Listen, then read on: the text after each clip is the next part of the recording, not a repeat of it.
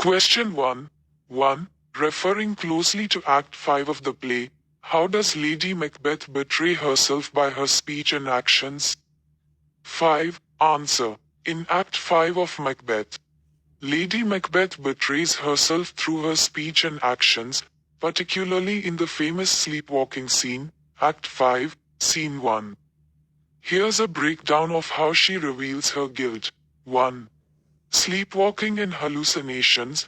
Lady Macbeth is seen sleepwalking, an action that betrays her mental turmoil. Her unconscious mind reveals the deep-seated guilt she harbors for the murders she and her husband have committed. 2. Repetitive hand-washing gesture. While sleepwalking, Lady Macbeth compulsively tries to wash imagined bloodstains from her hands. This action symbolizes her inability to cleanse herself of the guilt associated with Duncan's murder, which she earlier dismissed as something easy to erase. A little water clears us of this deed. 3. Her speech. During her sleepwalking episode, Lady Macbeth speaks aloud, confessing her involvement in the murders. She says, "Out, damned spot. Out, I say," and later, "What? Will these hands ne'er be clean?"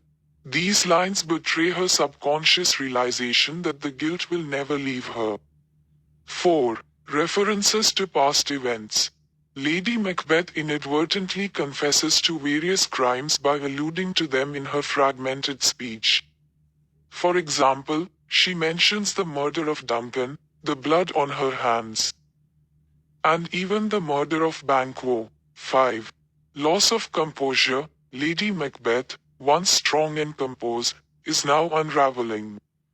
Her speech and actions during sleepwalking are erratic and disjointed, contrasting sharply with her earlier decisive and manipulative character. This loss of composure betrays her internal breakdown due to guilt. In summary, Lady Macbeth's speech and actions in Act 5 betray her guilt and deteriorating mental state, highlighting how deeply the crimes have affected her psyche. 2. Referring closely to Act 5 of the play. State, how does Macbeth show that he is disillusioned with his life? 5. Answer. In Act 5 of Macbeth, Macbeth expresses deep disillusionment with his life, especially after he realizes the consequences of his ambition. Here's how he shows his disillusionment. 1. Tomorrow, and tomorrow, and tomorrow, speech, in Act 5, Scene 5. After learning of Lady Macbeth's death, Macbeth delivers one of the most famous soliloquies in the play, where he reflects on the futility of life. He says, "Tomorrow, and tomorrow, and tomorrow," creeps in this petty pace from day to day. This repetitive phrasing shows how Macbeth sees life as monotonous and meaningless, with each day dragging on without purpose. 2. Life is an illusion. Macbeth describes life as a walking shadow, a poor player that struts and frets his hour upon the stage and then is heard no more. This metaphor suggests that Macbeth sees life as nothing more than a brief, meaningless performance, indicating his disillusionment with his existence and accomplishments. 3. A tale told by an idiot. Macbeth also compares life to a tale told by an idiot, full of sound and fury, signifying nothing. This line captures the depth of his despair. He believes that all of his actions, including his pursuit of power, have been futile and empty, leading to no lasting significance. 4. Indifference to Lady Macbeth's death. When he hears of Lady Macbeth's death, Macbeth responds with indifference, stating, "She should have died hereafter." His emotionless reaction shows that he has become numb and disillusioned with everything, including the death of his once beloved wife. 5. Facing his fate. In the same scene, Macbeth realizes that the witch's prophecies are turning against him, but instead of feeling fear, he becomes resigned to his fate. His previous confidence crumbles and he becomes disillusioned with the idea of control and power, recognizing that his life has been driven by forces beyond his control. In summary, Macbeth's soliloquies, metaphors, and reactions in Act 5 convey a profound disillusionment with life, showing that he has lost all sense of meaning and purpose. 3. Explain the significance of the sleepwalking scene. What light does it throw on the main character in the scene? Answer. The sleepwalking scene in Act 5, Scene 1 of Macbeth is one of the most significant moments in the play. It reveals crucial insights into Lady Macbeth's character, while also deepening the play's exploration of guilt, psychological torment, and the consequences of unchecked ambition. Here's a detailed explanation of its significance and what it reveals about Lady Macbeth. 1. Psychological breakdown. The sleepwalking scene is a manifestation of Lady Macbeth's psychological collapse. Earlier in the play, she had appeared strong, ruthless, and in control, dismissing Macbeth's guilt and fears after Duncan's murder. She even claimed that, "A little water clears us of this deed." However, the sleepwalking scene reveals the opposite. She is deeply haunted by guilt. The obsessive hand-washing and her references to bloodstains, out, damp spot, signify that she cannot rid herself of the guilt, no matter how much she tries. This shows that her conscience is now overwhelming her, leading to mental breakdown. 2. Reversal of roles. Earlier in the play, Lady Macbeth was the one who pushed Macbeth to commit murder and seize the throne. She was the driving force behind the plot, seeming unshaken by the idea of violence and murder. However, in this scene, we see that the roles have reversed. Macbeth is now the one consumed by ambition and power, while Lady Macbeth is overcome by guilt and fear. Her psychological state reflects a complete disintegration of the strong, determined character we saw earlier. This reversal emphasizes the destructive impact of their actions on both Macbeth and Lady Macbeth. 3. Symbolism of blood and guilt. Blood is a recurring symbol throughout Macbeth, representing guilt and the consequences of violent actions. In the sleepwalking scene, Lady Macbeth's obsession with washing her hands symbolizes her attempt to cleanse herself of the bloodshed she has caused. She repeatedly mentions blood and even relives moments of the murders. Her inability to cleanse herself of the imagined bloodstains indicates that her guilt is permanent and inescapable. This contrasts with her earlier belief that they could easily erase the traces of their crimes.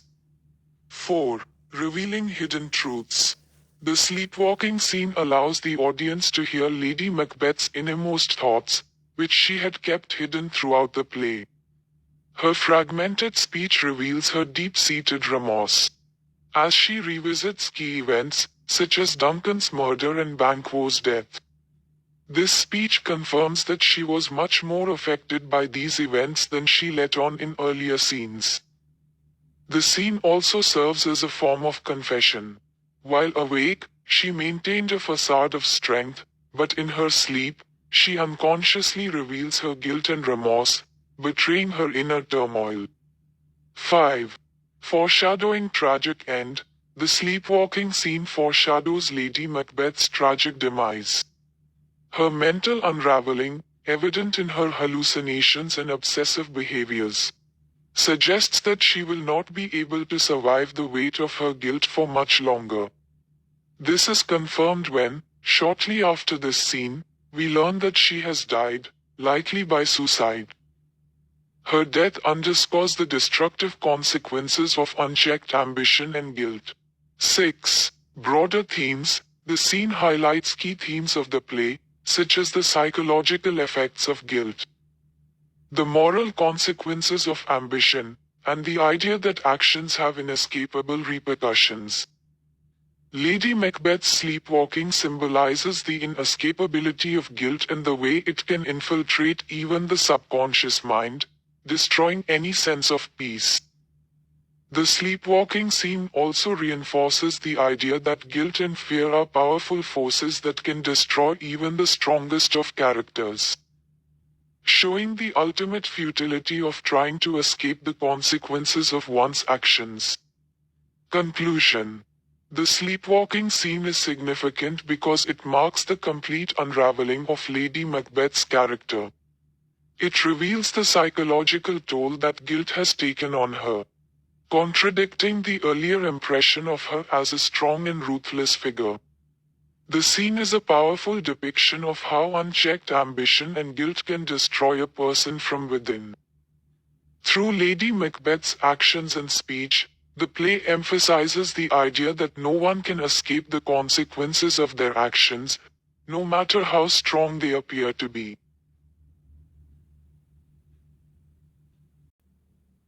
B. With reference to Birnam Wood, explain how the witches deceive Macbeth.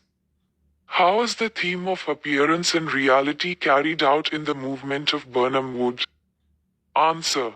In Act 5 of Macbeth, the witches deceive Macbeth by manipulating his sense of security through their prophecy regarding Birnam Wood. Here's how this deception plays out and how it ties into the theme of appearance versus reality. 1. The witches' prophecy. The witches tell Macbeth in Act 4, Scene 1, that he will not be vanquished until Birnam Wood moves to Dunsinane Hill. Macbeth interprets this prophecy literally, believing that he is invincible because it seems impossible for a forest to move. This prophecy gives him a false sense of security and makes him overconfident. 2. Deception and misinterpretation. The witches deceive Macbeth by using ambiguous language. They do not explicitly lie, but they present their prophecies in a way that leads Macbeth to believe he is invulnerable. This is a key example of how the witches manipulate Macbeth's perception of reality. He takes their words at face value, without considering that there could be a different interpretation. 3. The reality of Birnam Wood. In Act 5, Scene 4, Malcolm's army cuts down branches from Birnam Wood to use as camouflage as they march towards Dunsinane. From a distance, it appears as though the forest is moving, thus fulfilling the witch's prophecy. This clever military tactic transforms the seemingly impossible into reality, shattering Macbeth's illusion of safety. When the soldiers advance with the branches, it reveals the theme of appearance versus reality. What Macbeth thought was a literal forest moving is actually an army disguised as trees. The movement of Birnam Wood is a visual representation of the theme. Things are not always what they seem, and appearances can be deceiving. 4. Macbeth's realization. When Macbeth sees that Birnam Wood is indeed moving, he realizes that he has been deceived by the witches. This moment marks a turning point, as his confidence collapses and he begins to understand that he misinterpreted the prophecies. His belief in the witches' deceptive words led him to underestimate the dangers he faced. 5. Theme of appearance versus reality. Throughout the play, the theme of appearance versus reality is central. The witches' prophecies are prime examples of how appearances can be misleading. What appears to be a secure future for Macbeth is actually a path to his downfall. The movement of Birnam Wood exemplifies this theme. As what seemed impossible, a moving forest, becomes a deadly reality. This theme is also reflected in other parts of the play, such as Macbeth and Lady Macbeth's outward appearances versus their inner guilt, and the deceptive appearances of the witches themselves. The play repeatedly shows that relying on appearances without seeking the deeper truth can lead to disaster. Conclusion. The witches deceive Macbeth through their ambiguous prophecy about Birnam Wood, leading him to believe in a false sense of security. When Malcolm's army makes Birnam Wood appear to move, The prophecy is fulfilled in a way Macbeth did not expect, highlighting the play's theme of appearance versus reality.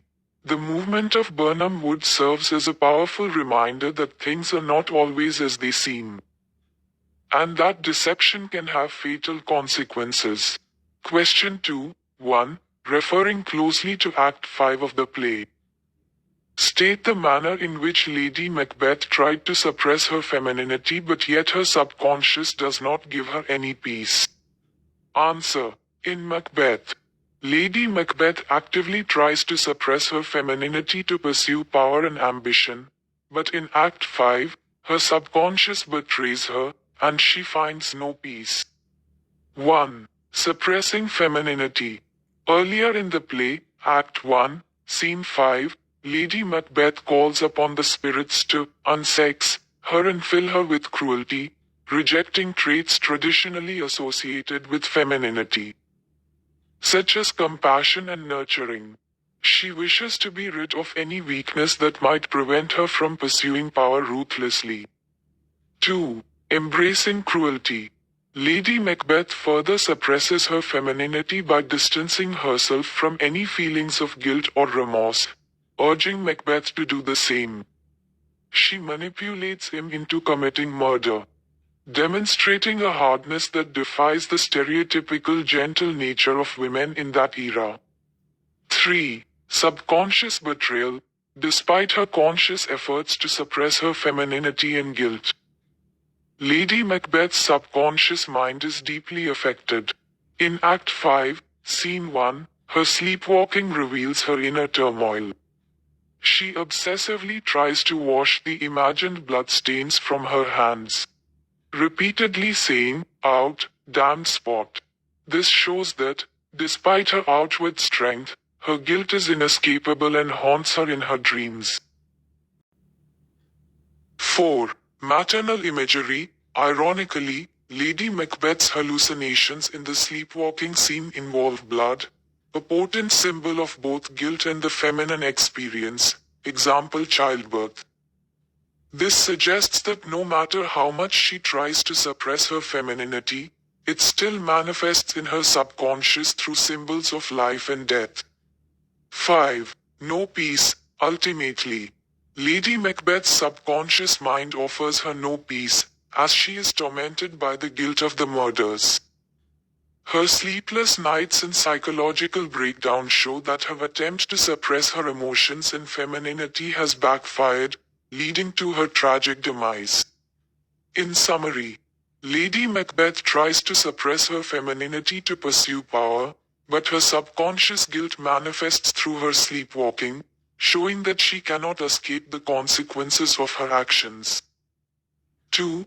Referring closely to Act 5 of the play, state how Macbeth continues to alternate between reckless confidence and utter despair. Answer. In Act 5 of Macbeth, Macbeth alternates between reckless confidence and utter despair, reflecting his conflicted state of mind as his downfall approaches. 1. Reckless confidence from prophecies. Macbeth initially exhibits reckless confidence due to the witches' prophecies. He believes he is invincible because they told him that none of woman born shall harm Macbeth, and that he will not be defeated until Birnam Wood comes to Dunsinane. This makes him dismissive of any threats, as he feels assured of his safety. 2. Confidence in his fortifications. In Act 5, Scene 3, Macbeth is confident in his fortified castle at Dunsinane, believing it to be impenetrable. He tells his men to hang out our banners on the outward walls, and claims that the castle will laugh a siege to scorn. This reckless bravado shows that he is still relying on the witches' deceptive prophecies. 3. Despair at Lady Macbeth's death. When Macbeth learns of Lady Macbeth's death in Act 5, Scene 5, his confidence falters, and he descends into despair. His famous soliloquy, "Tomorrow, and tomorrow, and tomorrow," reveals his deep sense of futility and hopelessness. He expresses that life is a tale told by an idiot, full of sound and fury. signifying nothing, showing that he now sees life as meaningless. 4. Reckless resolve. Despite his despair, Macbeth returns to reckless confidence when he learns that Birnam Wood appears to be moving toward Dunsinane. Although he realizes that the witch's prophecy is coming true in an unexpected way, he clings to the belief that he cannot be killed by anyone born of a woman, leading him to fight with reckless determination.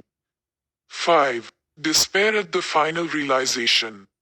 Macbeth's final descent into despair occurs in his battle with Macduff in Act 5, Scene 8, when Macduff reveals that he was, from his mother's womb untimely ripped, born via caesarean section. Macbeth realizes that he has been deceived by the witches and is no longer invincible. In his despair, he contemplates surrender but ultimately chooses to fight to the death, even though he knows he is doomed. In summary, Macbeth alternates between reckless confidence, driven by the witch's prophecies, and utter despair, particularly when confronted with the reality of his situation, showing the psychological turmoil of his final moments.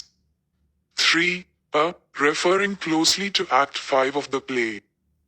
State the significance of imagery used through the elements of blood, clothing and disease. Answer. In Act 5 of Macbeth, the imagery of blood, clothing, and disease plays a significant role in conveying the play's themes of guilt, corruption, and the disintegration of both Macbeth's and Lady Macbeth's minds and reign. Here's how each element is significant. 1. Blood imagery, symbol of guilt. Blood imagery is a recurring symbol of guilt throughout the play, and in Act 5, it becomes central to the character's psychological unraveling. Lady Macbeth's sleepwalking scene, Act 5, Scene 1, vividly highlights this. She tries to wash imaginary bloodstains from her hands, crying out, "Damned spot." This repeated reference to blood represents the indelible guilt she carries for her role in Duncan's murder. Haunting conscience. The bloodstains Lady Macbeth sees are a manifestation of her conscience. Despite her earlier assertion that a little water clears us of this deed, her mind is now overwhelmed by the moral consequences of her actions. The blood imagery, therefore, symbolizes how the guilt of their crimes has permeated both her mind and Macbeth's, from which they can find no escape. 2. Clothing imagery, symbol of authority and power. Clothing imagery is used throughout the play to represent authority, power, and identity. In Act 5, Macbeth's use of clothing imagery reflects his sense of inadequacy and the ill-fitting nature of his kingship. For example, in Act 5, Scene 2, Angus refers to Macbeth as a tyrant whose title hangs loosely on him, like a giant's robe upon a dwarfish thief. This image suggests that Macbeth is unworthy of the kingship he has taken, and it does not suit him. Ill-fitting role. The imagery of ill-fitting clothes symbolizes how Macbeth's kingship was never meant for him. He is an impostor in royal garments. His power, like the clothes, doesn't fit him naturally, and it contributes to his growing insecurity and instability as he clings to his reign. 3. Disease imagery, symbol of corruption and moral decay. The imagery of disease is used in Act 5 to represent the moral and political corruption that has infected Scotland under Macbeth's rule. Scotland is described as being in a diseased state, and Macbeth himself is referred to as a disease that must be cured. In Act 5, Scene 3, Macbeth asks the doctor to find her disease when discussing Lady Macbeth's mental condition. However, this line also metaphorically reflects the state of the kingdom, which is diseased under his tyrannical rule. Destruction of the mind. Disease imagery also applies to Lady Macbeth's mental deterioration. In Act 5, Scene 1. Her sleepwalking and obsessive hand-washing are signs of her mental illness, or mind diseased by guilt. The doctor observes that she needs more spiritual than physical healing, saying, "Unnatural deeds do breed unnatural troubles," linking her mental disease to the unnatural acts she and Macbeth have committed. Decay of Macbeth's reign. Macbeth himself is metaphorically diseased by ambition and guilt. His tyrannical reign has infected the entire kingdom, turning it into a sick body in need of healing. The imagery of disease underscores the need to purge Scotland of this sickness, which ultimately happens when Macbeth is killed, and Malcolm takes the throne. Conclusion. In Act 5. The imagery of blood, clothing, and disease intensifies the play's exploration of guilt, moral decay, and the consequences of unchecked ambition. Blood symbolizes the inescapable guilt that haunts both Macbeth and Lady Macbeth. Clothing imagery reflects the unnaturalness and instability of Macbeth's kingship, highlighting his unfitness for the throne. Disease imagery captures the corruption and moral decay of both the characters' minds and the kingdom under Macbeth's rule. Together, these images emphasize the destructive power of ambition and the inevitable consequences of moral transgression. B. Explain how do Macbeth's thoughts of old age suggest the contrast with the aged Duncan and the love and loyalty that surrounded him? Answer. In Act 5, Macbeth reflects on his life and the emptiness he feels as he faces his downfall, which starkly contrasts with the love and loyalty that surrounded King Duncan in his old age. Here's an explanation of this contrast. 1. Macbeth's thoughts on old age. In Act 5, Scene 3.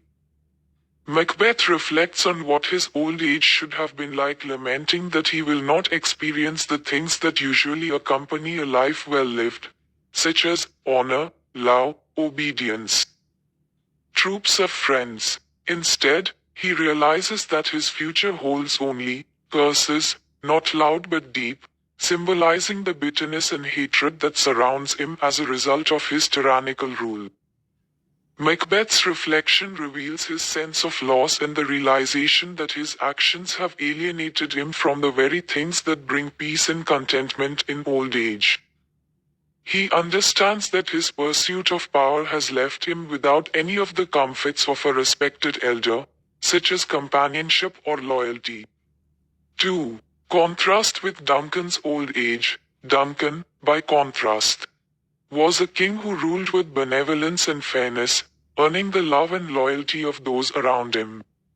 His old age was surrounded by honor, respect, and genuine affection from his subjects. Even after his death, Duncan is remembered fondly as a just and noble king.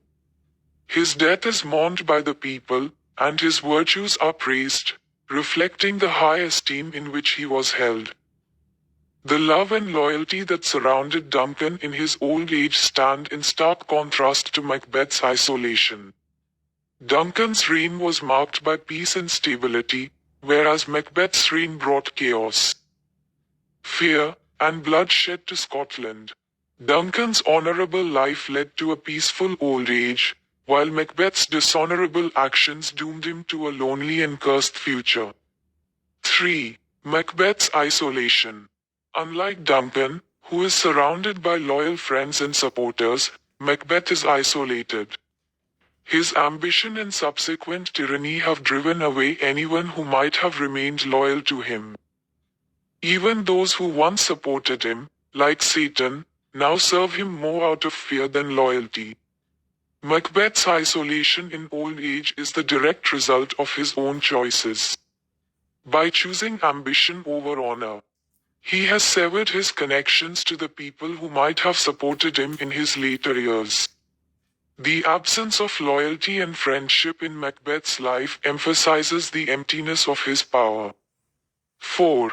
The tragic irony. The tragic irony of Macbeth's situation is that he once had the potential to grow old with honor and loyalty, much like Duncan.